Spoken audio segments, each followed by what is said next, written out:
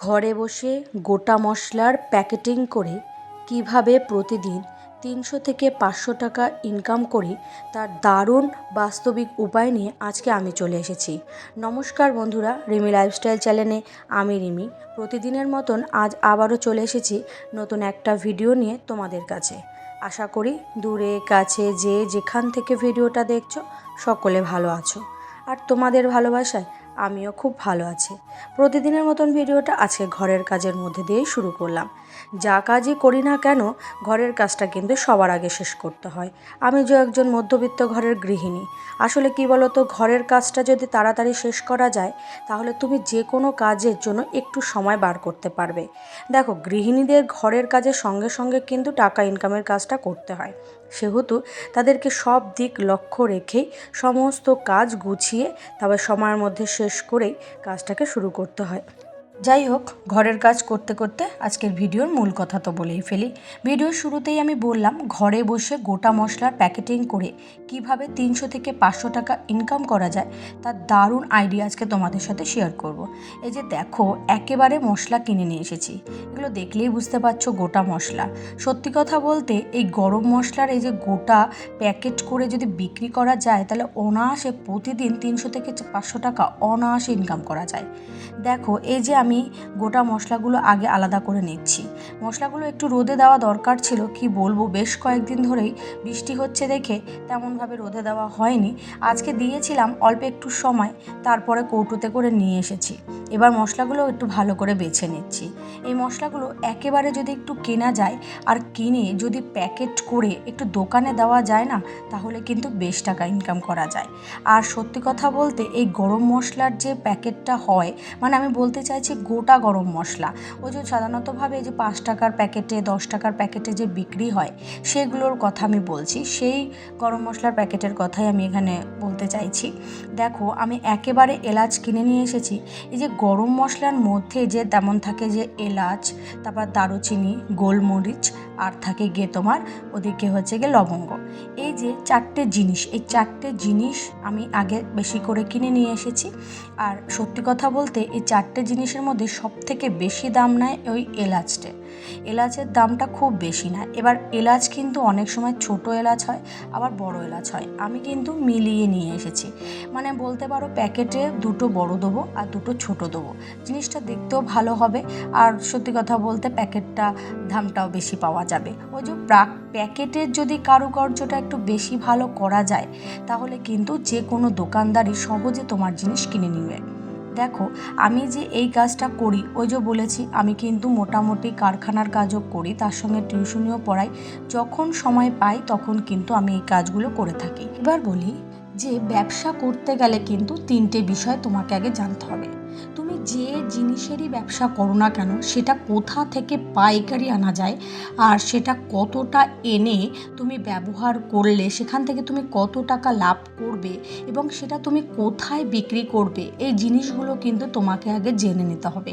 তুমি যে কোনো ব্যবসা করতে চাইছো, তুমি জিনিসগুলো নিয়ে আসলে বেশি দামে, এবার মানে সেগুলোকে তুমি একেবারে তৈরি করলেও বেশি দামে, বিক্রিও তোমাকে করতে হবে বেশি দামে, যার ফলে কিন্তু দোকানদার তোমার জিনিসগুলো নেবে না, তুমি কিন্তু আর কোনো লাভ বা কিছুই করতে পারবে না।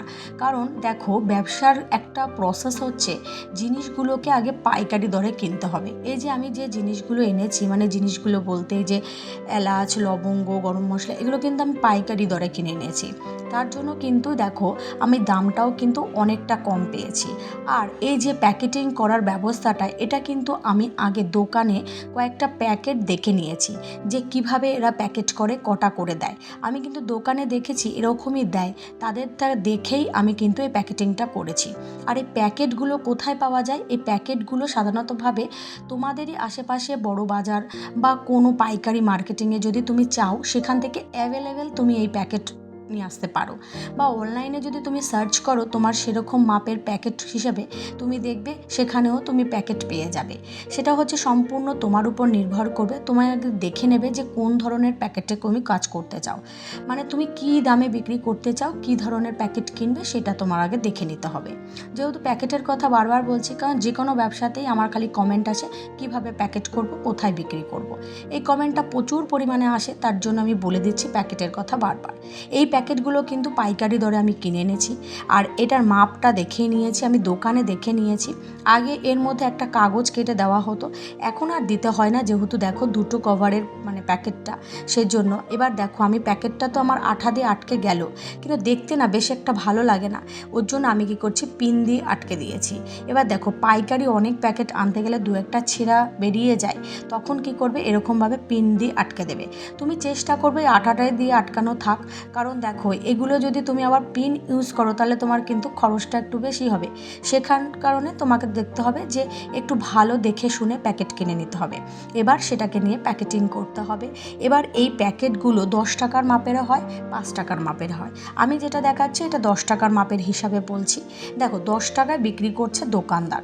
এবার পাইকারি দামে যখন দেবে তখন তোমার কিন্তু 10 টাকা হয়তো তুমি দিতে পারবে না, তখন তোমার একটু কম হবে, কিন্তু আমি লাভ হিসাবে 10 টাকার দাম হিসাবে আমি প্যাকেট হিসাবে আমি বলছি।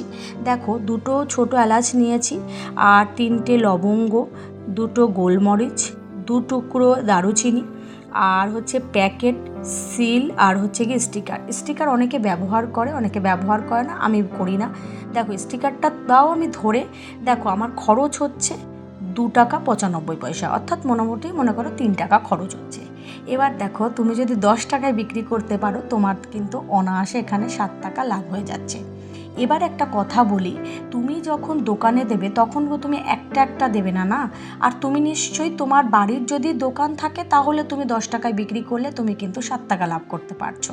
দেখো ছোট কাজে কিন্তু লাভ বেশি, এটা আমি আগের অনেক ভিডিওতে তোমাদেরকে বলেছি। সাধারণতভাবে দেখবে কম পয়সার কাজেই কিন্তু লাভটা একটু বেশি হয়ে থাকে। আর যদি তোমার বাড়িতে দোকান না থাকে, তুমি যদি পাইকারি তোমার স্থানীয় বাড়ির আশেপাশে দোকানে দাও, বা এছাড়াও তুমি কোনো হাটে ছোট ছোট দোকান ধরে নাও, সেখানে তুমি যদি এরকম এই গোটা মশলাগুলো দিয়ে থাকো, সেখানে কিন্তু তোমার লাভটা একটু কম হবে, কিন্তু তোমার টাকাটা একবার বেরিয়ে আসবে। আর তোমার যদি বাড়িতে তুমি বিক্রি করো, অনেক দিদিভাইয়ের দেখেছি যাদের তাদের বাড়িতে দোকান আছে, তারা এইভাবে নিজেরা তৈরি করে বিক্রি করে, তাদের কিন্তু লাভটা এটা বেশিই হয়। দেখো আমার এই ব্যবসার আইডিয়াগুলো কিন্তু আমি আগে থেকে জানি, কারণ দেখো একটা কথা বলি, আমার বাবা, আমার জেঠু কাকুরা এরা কিন্তু এই ব্যবসাগুলোই অনেক রকমের ব্যবসা করেছে, আর আমি তাদেরটা দেখেই আইডিয়াগুলো পেয়েছি। যাই হোক বন্ধুরা, তোমাদেরকে আমি তো প্যাকেট হিসাবে সমস্তটা বিস্তারিতভাবে বুঝিয়ে দিলাম।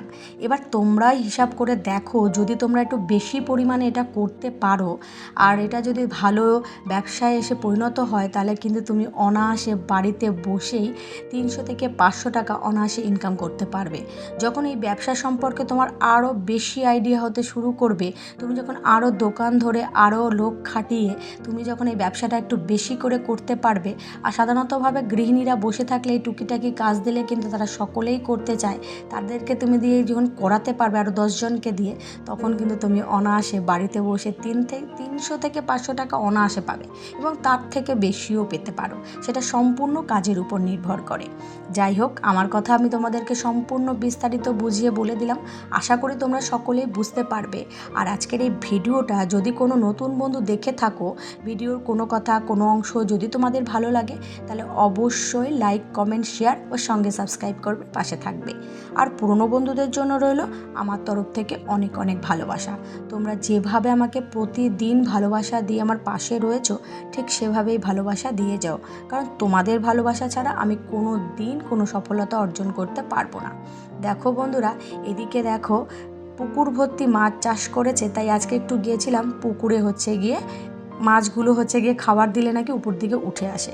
কি আর বলবো, মাছরাও চালাক হয়ে গেছে, ক্যামেরা যেই ধরেছি ওরা একটাও উঠে আসেনি, আর আগে যেহেতু অনেকেই দিয়েছে খাবার, তার জন্য একটাও উঠছে না। যাই হোক বন্ধুরা, আমি ভিডিওটা প্রায় শেষের দিকে চলে এসেছি। আশা করি ভিডিওটা তোমাদের ভালো লাগবে। ভালো লাগলে অবশ্যই লাইক কমেন্ট শেয়ার তো করবেই। আর আবার দেখা হবে নতুন আরেকটা কোনো ভিডিওতে। আজকের মতন টাটা। আর সকলে নিজেদের খেয়াল রেখো, সাবধানে থেকো। আর আজকের মতন আসি। আর এই মাছ পরিষেবার মধ্যে দিয়েই আজকের এই ভিডিওটা আমি শেষ করতে চলেছি। কি বলো তো, গ্রাম বাংলায় থাকি, মোটামুটি এই ভিডিও মাঝে মাঝে ক্যামেরায় ক্যাপচার করতে হয়। সমস্ত কাজের মধ্যে দিয়েও মাঝে মধ্যে একটু আনন্দটাকে বের করে নিতে হয়, সেটা কিন্তু আমি প্রতিনিয়ত তোমাদের সাথে করে থাকি। আজকের মতন আসি। সকলে ভালো থেকো, সুস্থ থেকো, সাবধানে থেকো। টাটা।